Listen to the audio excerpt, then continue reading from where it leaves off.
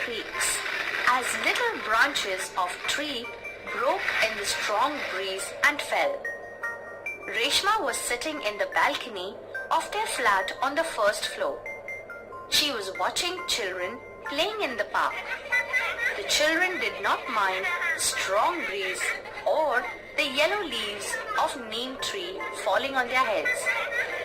They were all enjoying their ball game. "Reshma, come inside," called her mother from inside the house. "It is too cool and windy.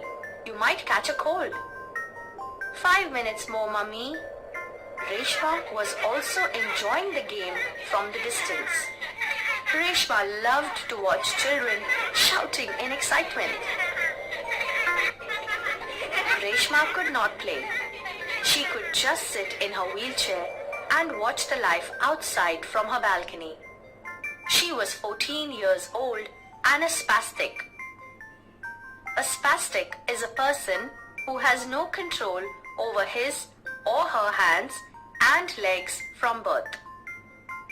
Reshma could not walk or even button up her shirt, but she could crawl and had learned to use a spoon to eat and to handle her wheelchair. She went to a special learning center. She was given speech therapy there. She also learned some subjects and some exercises. Reshma felt very lonely. She had no friends. All the neighborhood children were busy with their own schools and games. Reshma's favorite pastime was to watch the children playing in the street or the park. Now the wind became stronger and the light became dim. But the children went on with their game. They were kicking a big red ball and jumping with the movement of the ball.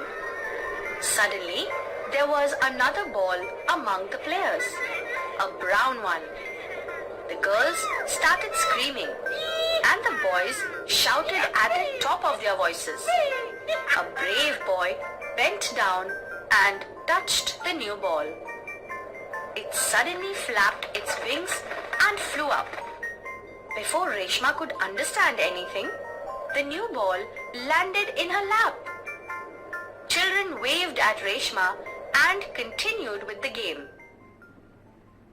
"Reshma, it's too much. Now come inside," shouted her mother, and came out in the balcony to take her daughter in the room. But she saw some movement in Reshma's lap and heard faint creaks. "What is this?" she cried. "I don't know, Mummy. It has just arrived." Reshma was puzzled. "It came from the sky." She showed the root of the ball with her frightened eyes. Mummy pushed the wheelchair into the room. Now they saw a scared bird with a big bill. From Salim Ali's book, Indian Birds, they found out that it was a duck, a shelter duck. Its beak was broad like a shovel. It had bright blue, white and brown feathers. At the moment, it looked exhausted. A shoveler is not a native Indian bird, but it migrates from cold regions of Russia. This bird must have lost its way due to strong wind. In its effort to join the flock, it got exhausted and fell in the park like a ball. Reshma's mother tried to pick it up, but it suddenly bit her hand. "Ouch!" she cried. The duck fluttered to the floor. It huddled in a corner of the room. All through the evening, Reshma and her mother tried to feed the duck. They put breadcrumbs, nuts, fruits and grains in front of it, but it did not touch any of them. "Mummy, let's give him some rice and milk," suggested Reshma. Her mother mixed boiled rice, milk and sugar. She fed the bird with an ink filler. The shoveler liked it. His eyes brightened and he started fluttering his wings. But he could not fly. I know what his name is. It is Mitra, a friend, Reshma said. They took a basket and put some grass into it. It was Mitra's bed. Reshma kept the basket with her and slept peacefully. When she woke up, she looked at the basket. It was empty. Reshma cried loudly, "Mitra, Mitra, where are you?" Her mummy and papa searched in the house and at last found him near the water tub in the bathroom. At around 7:30, the doorbell rang. Reshma was feeding breakfast. Mummy opened the door. Reshma was happily surprised to see a group of children in uniform. "Auntie, can we see the bird?" they said. Mummy turned to Reshma's wheelchair. The children greeted Reshma with fresh smiles. They were thrilled to see the bird in Reshma's lap. "He is Mitra," Reshma introduced the new bird. "How lovely," they said. They helped Reshma to hold the bird while Reshma fed him with an ink filler. They had to leave soon to catch the school bus. "We will be back in the afternoon, Reshma." "Oh sure, do come. We'll play with Mitra. He is so loving," said Bansi. "We will make him strong," said Kanu. "It is difficult to make friends for Mitra because he is lame," said Anita. After this incident, the neighboring children became very friendly with Reshma. They could realize that Reshma must have felt bad because they did not play with Reshma.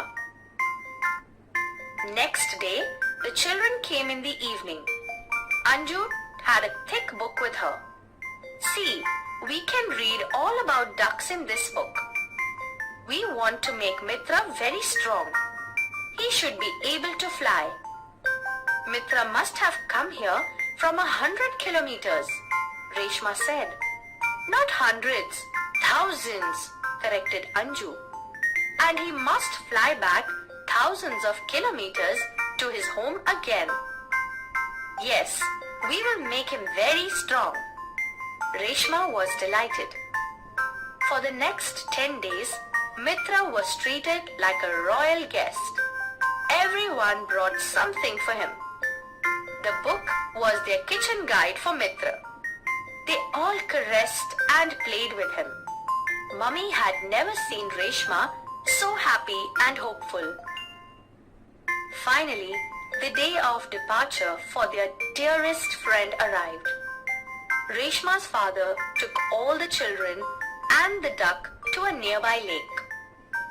The children lifted Mitra from Reshma's lap and gently put him in the water. It slowly started swimming. It shoveled the water with his broad beak. Children were happy to see the happiness of their friends. Suddenly, Mitra disappeared.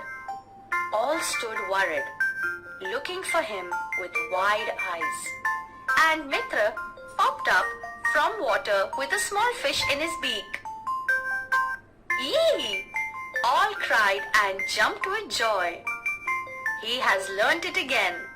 Children stood there for a long time watching Mitra. The next day, Reshma went into the balcony to watch the children playing in the park. But there was no one. Suddenly the doorbell rang and all the children marched into the room. "Auntie, please send Reshma to play with us in the park," they said. "We'll take her and bring her back safely in her wheelchair." With the help of friendly hands, Reshma was taken down the stairs to the park. From the balcony, Mummy looked at the broad smile on her daughter's face, brightened by the setting sun.